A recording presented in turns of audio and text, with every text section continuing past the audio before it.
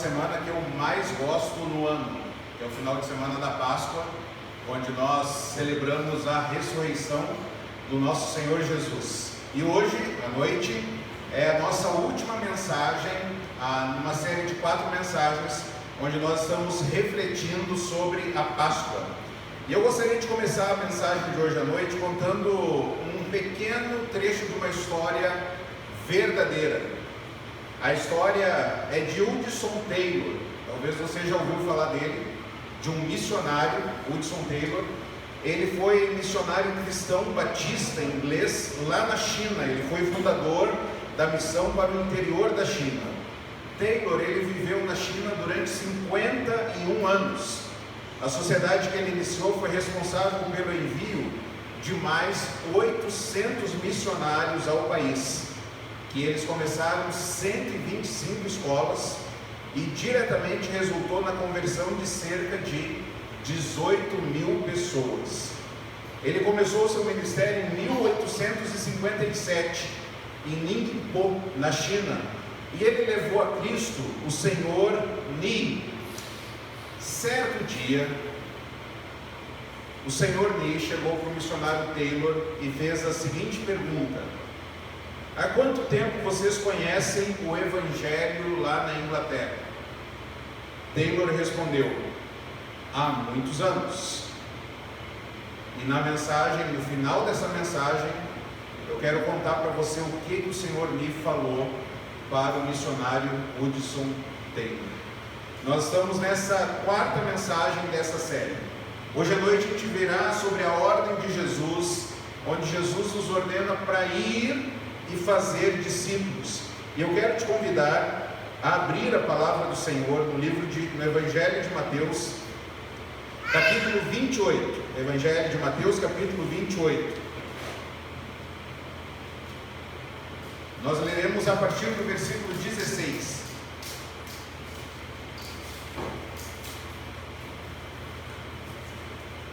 Mateus, capítulo 28.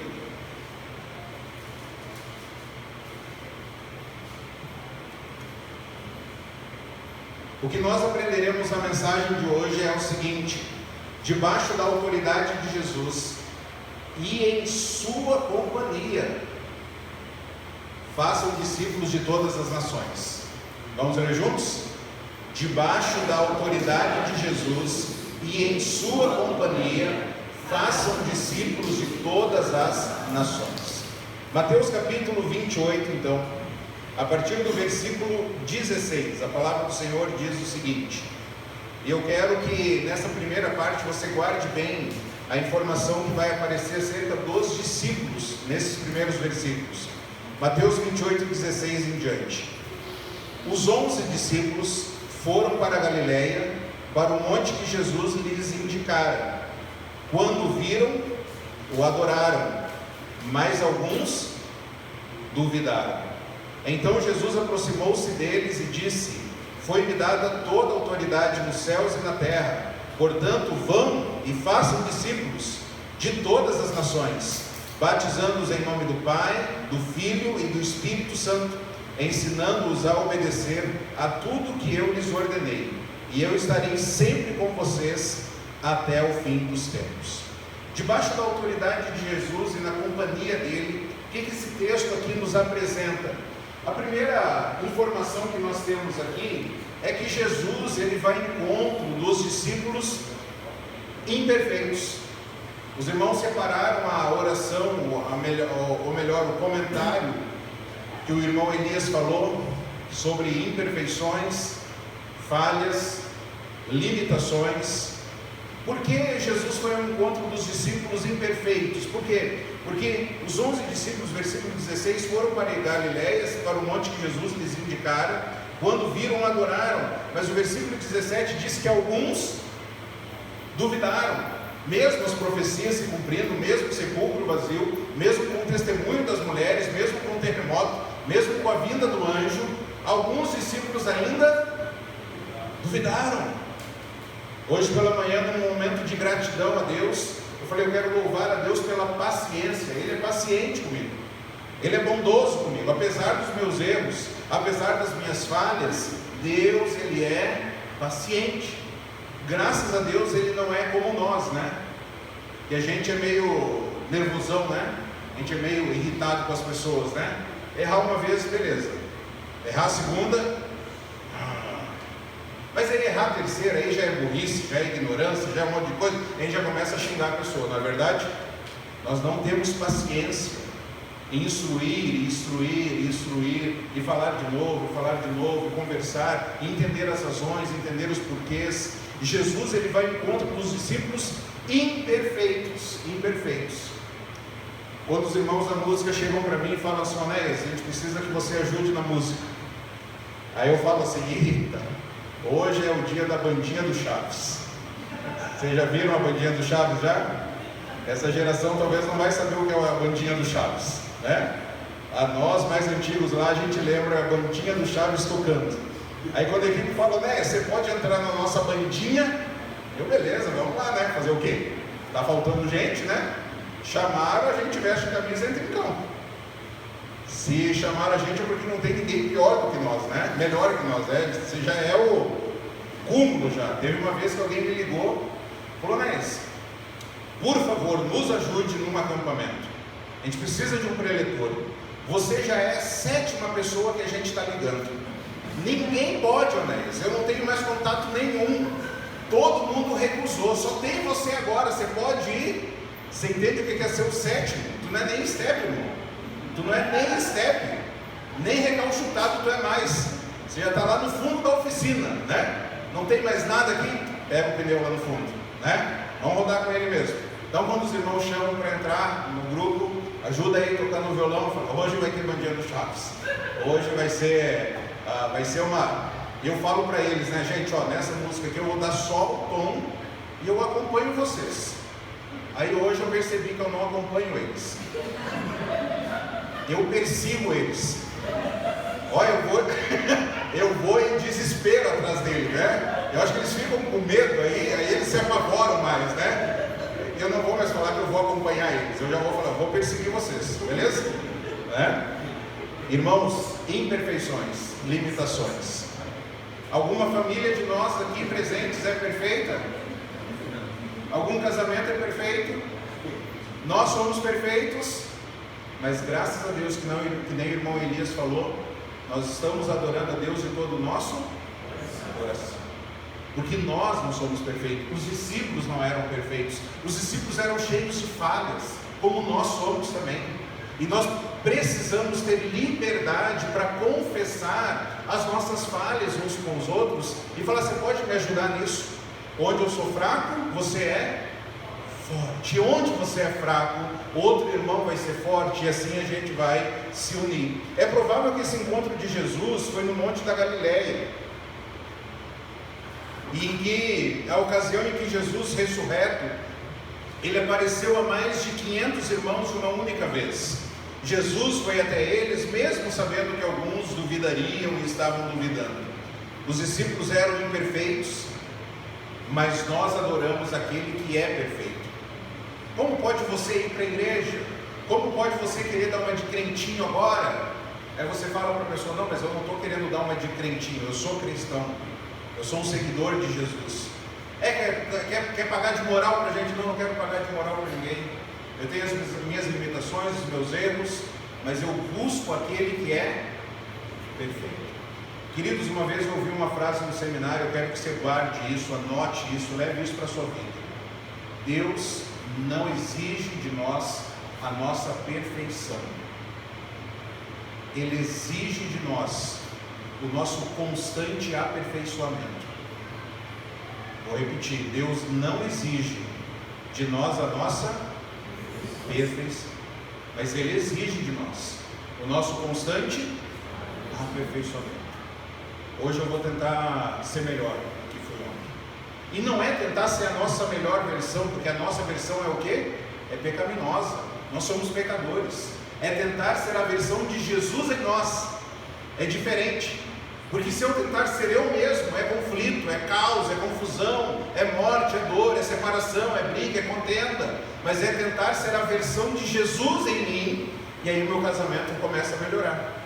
É ser a versão de Jesus em mim, e o meu relacionamento com os filhos começa a ser restaurado. É a versão de Jesus em mim, e eu consigo ser bênção na igreja, na sociedade e no trabalho. Não eu, porque nós somos pecadores. Ser uma igreja acolhedora, ser uma igreja que acolhe todas as pessoas, sem exceção, mas onde as pessoas vão ter liberdade para confessar: eu sou pecador, eu preciso de ajuda. Nós temos muito mais dos fariseus em nós do que os valores de Jesus em nós. Imagine você como que você reagiria aqui se chegasse, eu já mencionei isso, se chegasse uma drag queen aqui na igreja. Como que você reagiria a isso? Nossa, que bom que você veio. Fiquei feliz, cara. Deus te abençoe. Como que eu posso te chamar?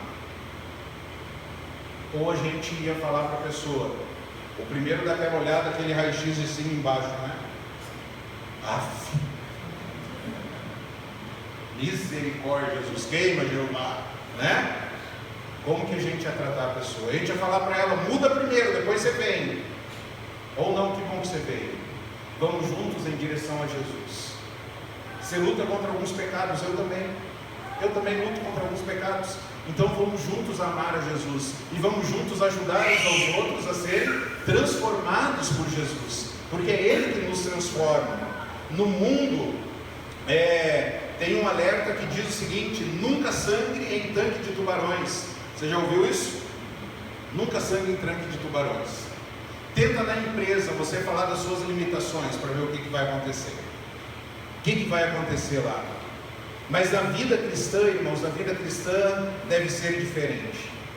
Na vida cristã, a gente poderia compartilhar as nossas fragilidades, onde a gente está sangrando, as nossas imperfeições, e aí a gente vai receber ajuda. Ser sincero com Deus, ser transparente com Deus.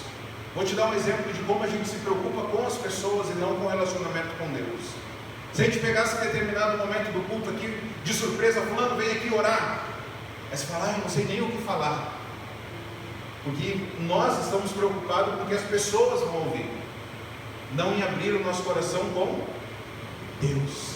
Lembra quando Jesus encontra aqueles pecadores no caminho? Eles batendo no peito: Senhor Jesus, tem misericórdia de mim, Senhor, porque eu sou pecador. Filho de Davi, tem misericórdia de mim, porque eu sou pecador. O processo de transformação começa no reconhecimento que nós somos imperfeitos. E eu quero te perguntar: você é sincero com Deus? Você é sincero com a sua família? Você é sincero com os seus irmãos? Ou você carrega o peso e a culpa de não abrir, não conversar, não revelar suas dificuldades? Você talvez é aquele pote fechado a vácuo. Sabe aquele pote fechado a vácuo? Você não consegue abrir. Você não consegue abrir, você não se abre, você não compartilha. Sabe por quê? Porque você acha, o seu pressuposto você acha que você vive num mundo de pessoas perfeitas e que você tem que ser perfeito. E aí você tem que encontrar pessoas que estão dispostas a confessar as suas lutas, as suas dificuldades. Você tem que se aproximar daquelas pessoas que estão sangrando e falar: posso sangrar um pouco também? Posso falar das minhas imperfeições, das minhas falhas, daquilo que está faltando na minha vida? Porque Jesus vai ao nosso encontro.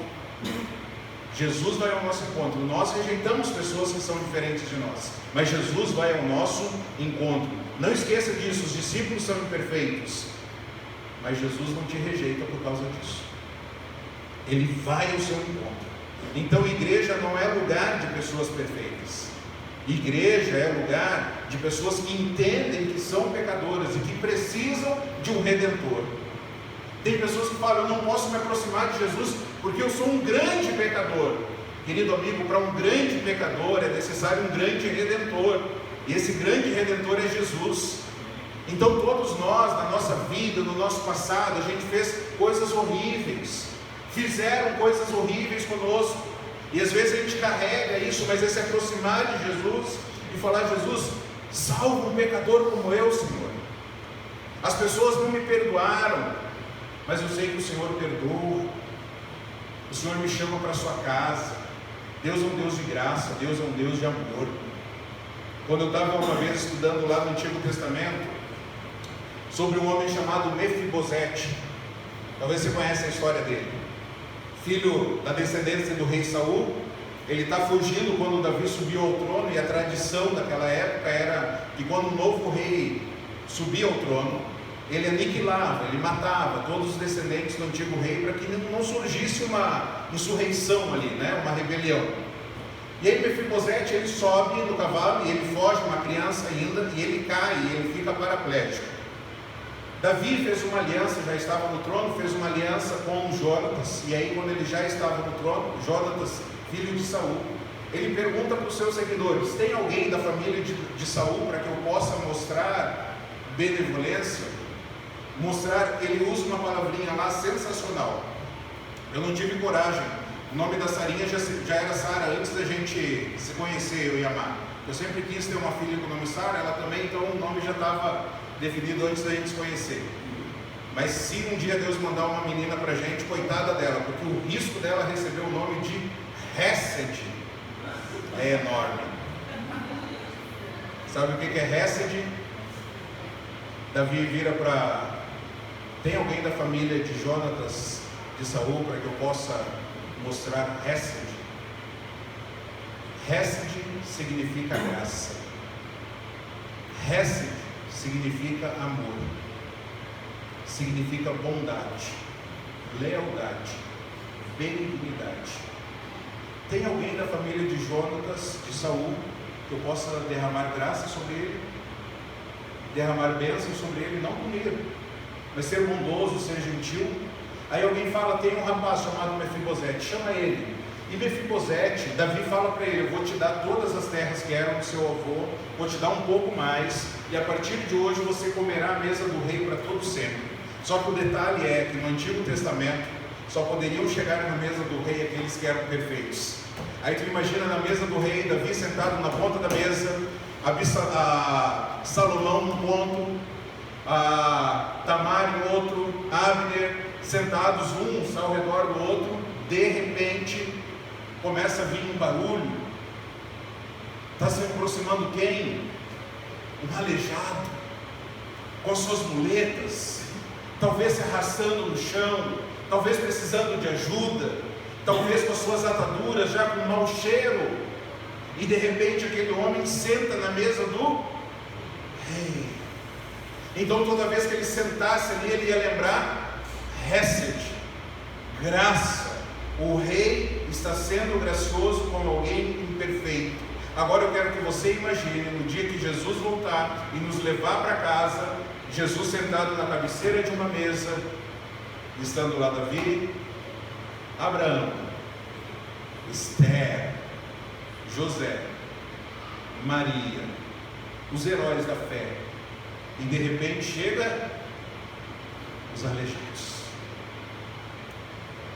Não é os nossos méritos, irmãos, é a decisão do rei.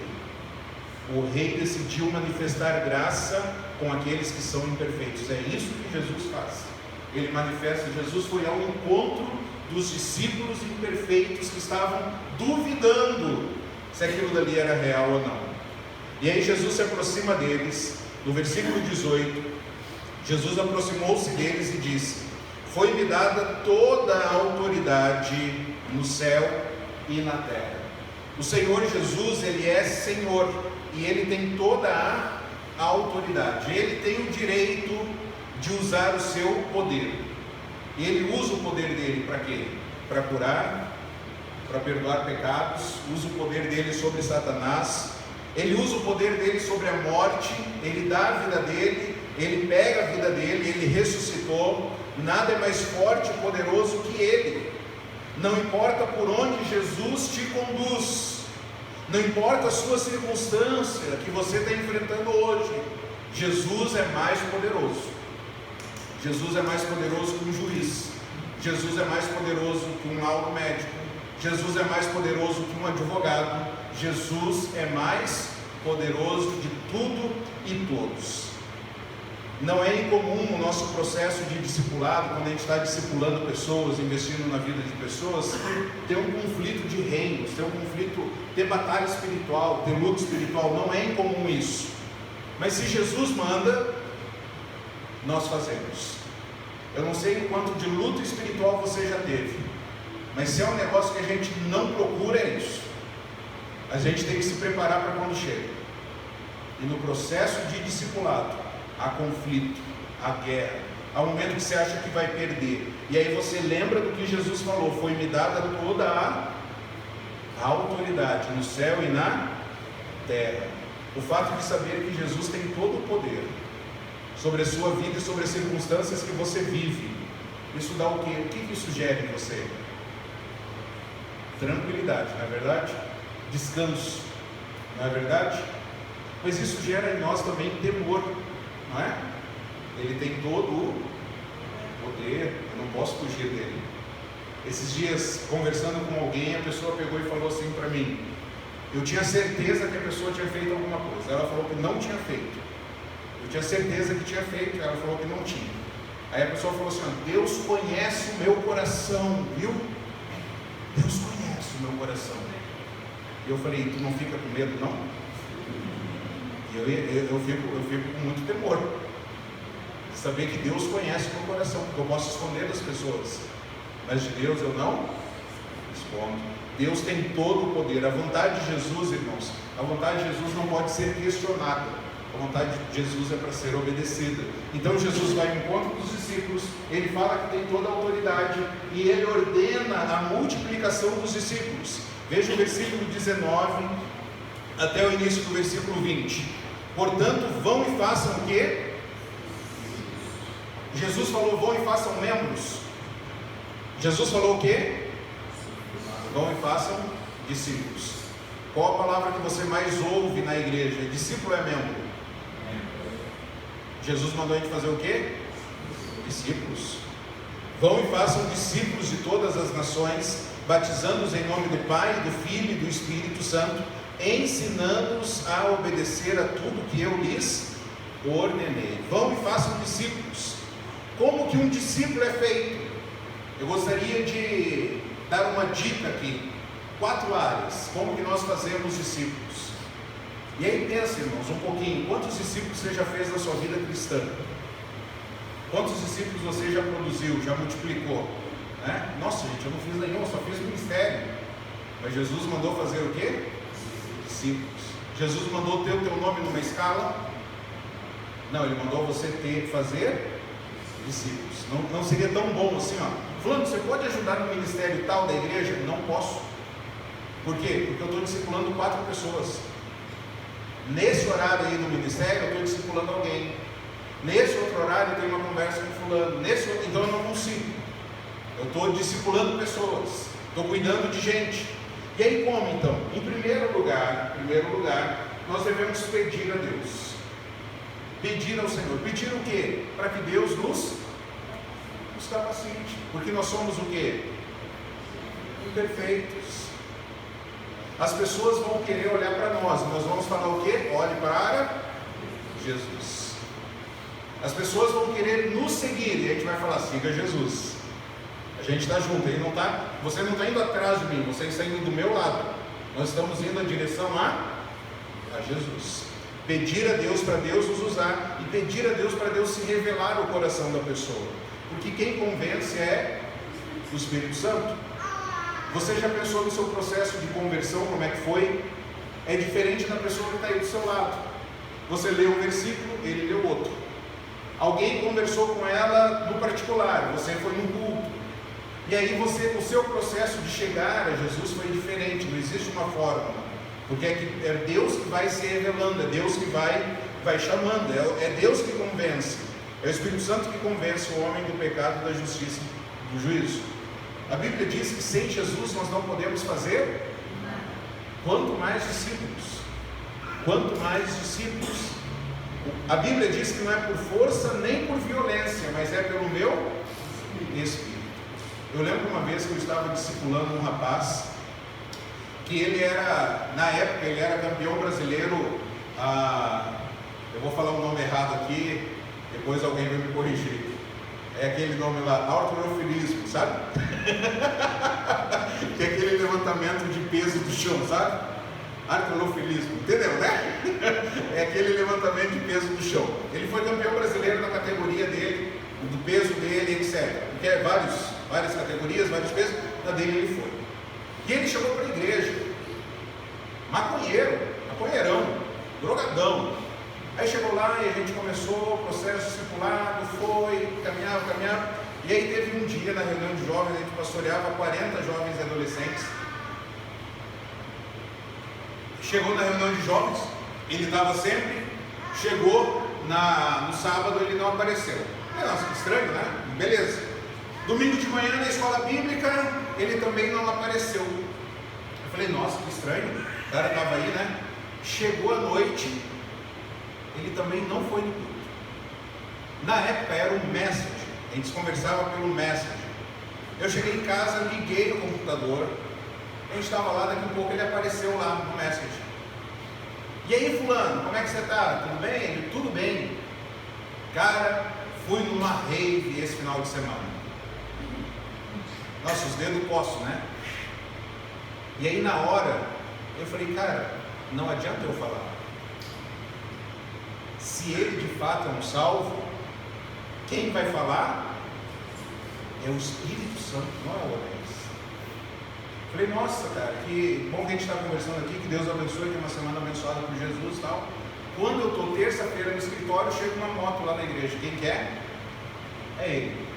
E aí ele chega lá, dá certo isso aí não.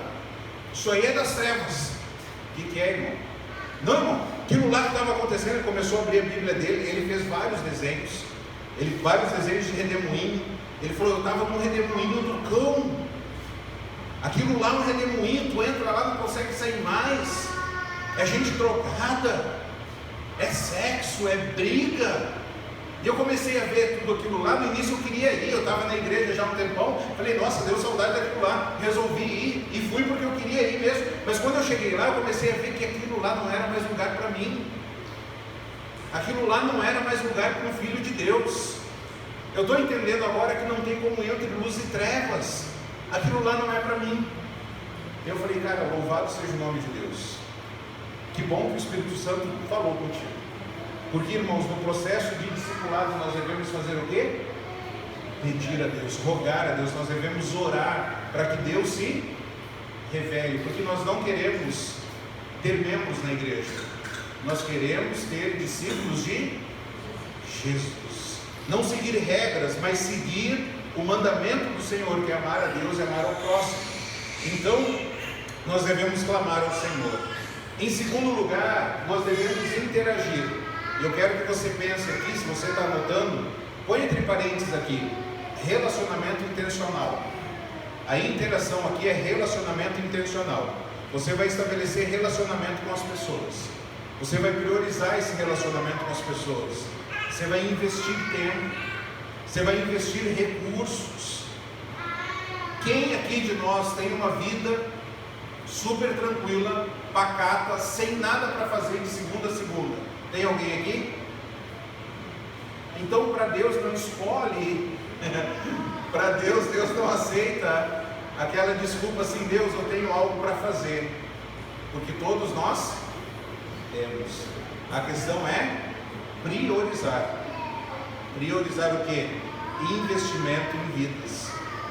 Às vezes na igreja, a gente quer encher a igreja de atividades.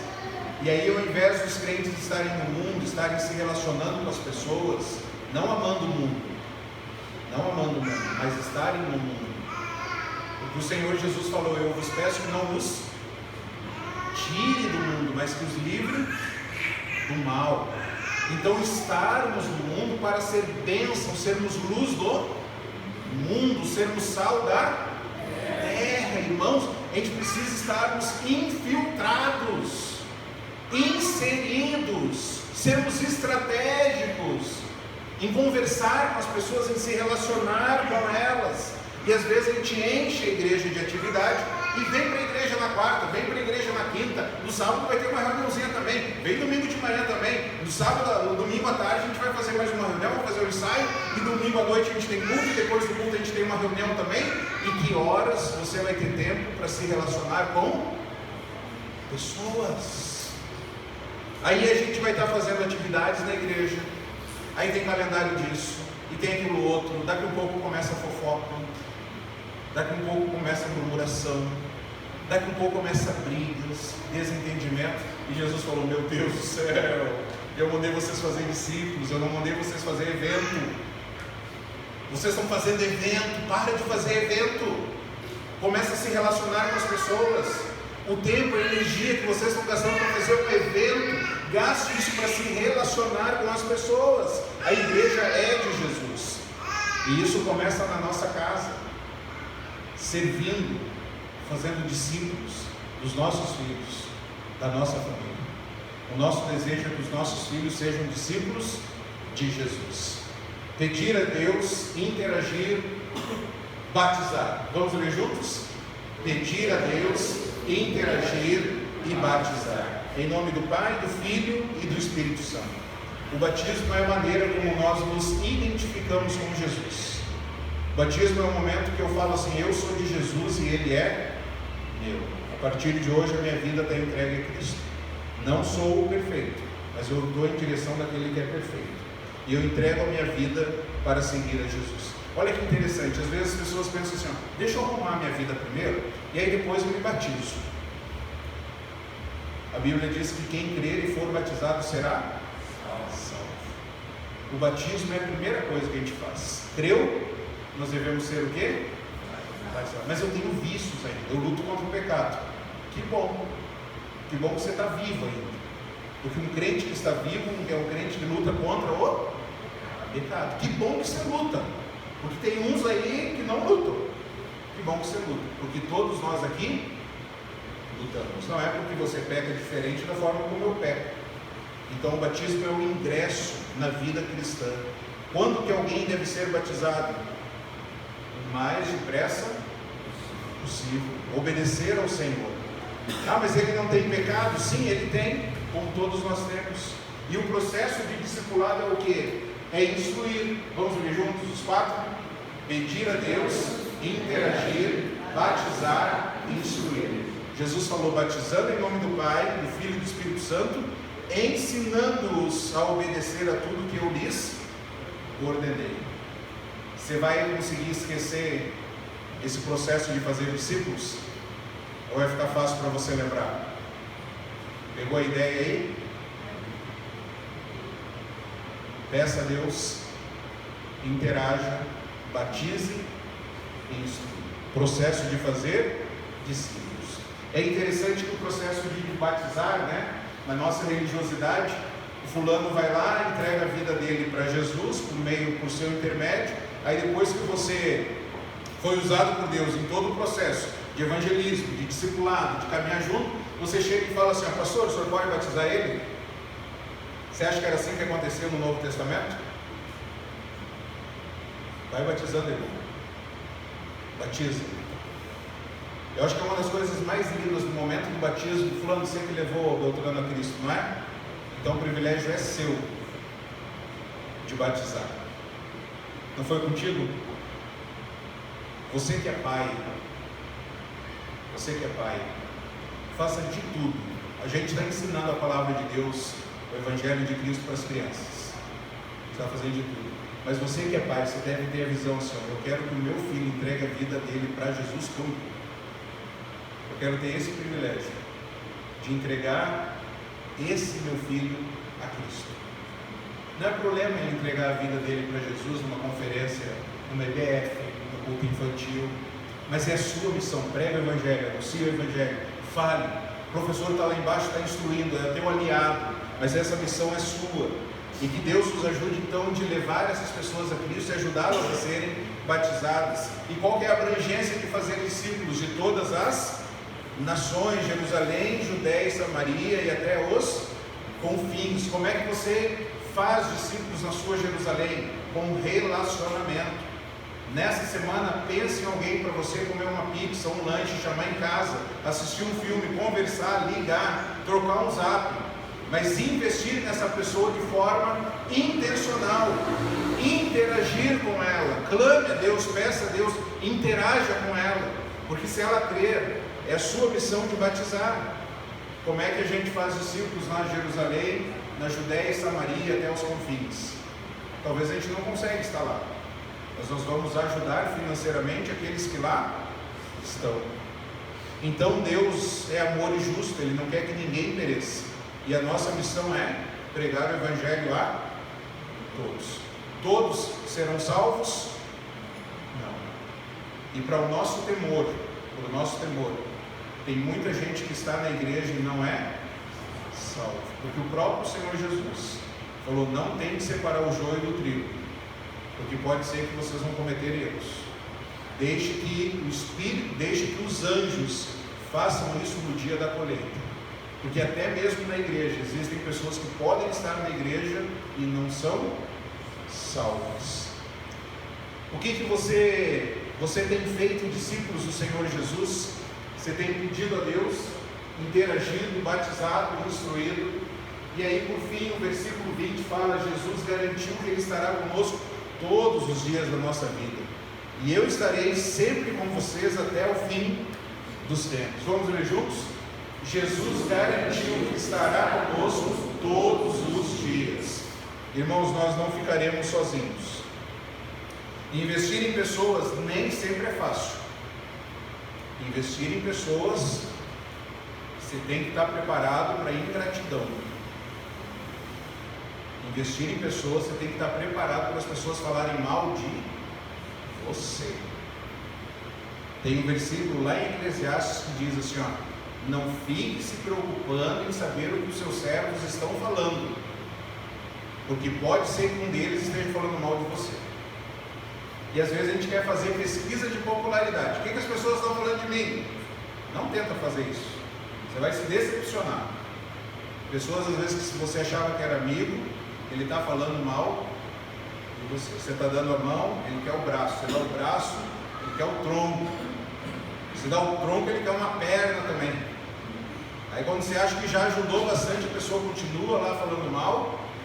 Você fala, caraca, eu ajudei. E olha o que a pessoa está fazendo. Então não procure saber o que as pessoas andam falando. Só invista nas pessoas. Se elas falarem mal de você, não tem problema, porque você não fez para ela. Você fez para quem? Para o Senhor Jesus. Tudo que fizerem, seja em palavra ou em ação, façam em nome do Senhor Jesus. Nós fazemos para Ele, e aí as pessoas são abençoadas. É diferente. Mas se você fizer para as pessoas, se prepare para a decepção, se prepare para a frustração. E aí o Senhor Jesus, Ele sabe disso. Os discípulos estavam duvidando, abandonaram Ele no momento da crucificação. Os discípulos ficaram em casa, foi as mulheres que foram no sepulcro. Ele sabia disso, que investir em pessoas não é fácil. E aí Ele nos garantiu: se você for fazer discípulos, se você for investir em pessoas, então vou te avisar uma coisa: eu vou estar com você. Você não estará sozinho. Eu estarei com você até o fim. Eu lembro uma vez a gente estava evangelizando lá no Rio Grande do Sul. E aí o pastor lá virou para alguém que ele estava falando do Evangelho, e ele disse a seguinte frase. A pessoa estava falando que ela estava sozinha.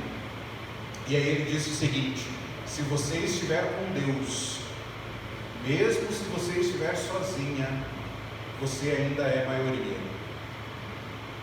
Se você estiver fazendo a vontade de Deus, mas você acha que está sozinha, mas mesmo assim, só você e Deus, você ainda é maioria, porque Deus não nos deixará. Investir em pessoas é um processo que pode ser doloroso. Jesus não nos deixa. Você pode investir e as pessoas podem te deixar, mas Jesus não nos deixará.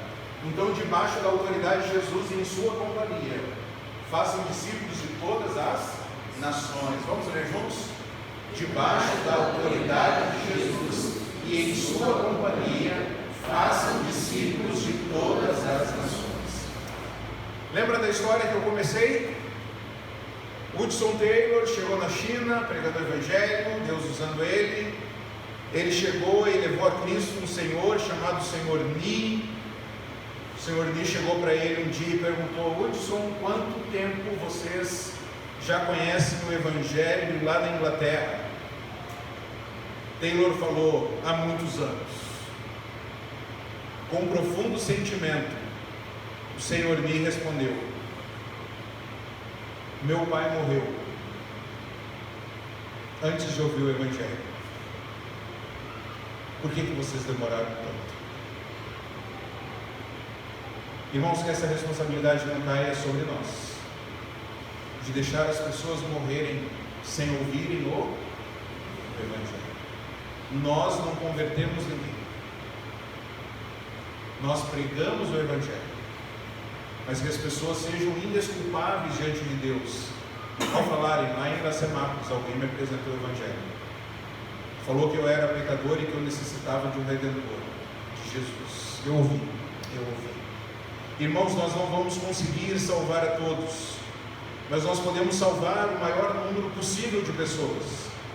Por isso nós oramos por mais trabalhadores. Nós clamamos: Deus, levante mais trabalhadores, Senhor, aqui na nossa Jerusalém, na Judéia, na Samaria, nos confins. Aqui na igreja nós temos 2 pessoas que precisam ser alfabetizadas. Nós temos 4 juniores que querem ser discipulados. Nós temos 14 pessoas em aconselhamento, 4 pessoas para batismo, 10 jovens e adolescentes para serem cuidados, cerca de 15 idosos para serem cuidados. Temos homens, mulheres, casais. Quem vai cuidar de tudo, irmãos? Então se coloque à disposição. Deus me use para fazer discípulos. Nós não conseguimos investir na vida de todas as pessoas ao mesmo tempo, mas a gente vai tentar fazer o máximo possível para fazer a diferença na vida de alguma delas. Eu gostaria que você fechasse os olhos nesse momento e você ouvisse essa história que eu vou te contar.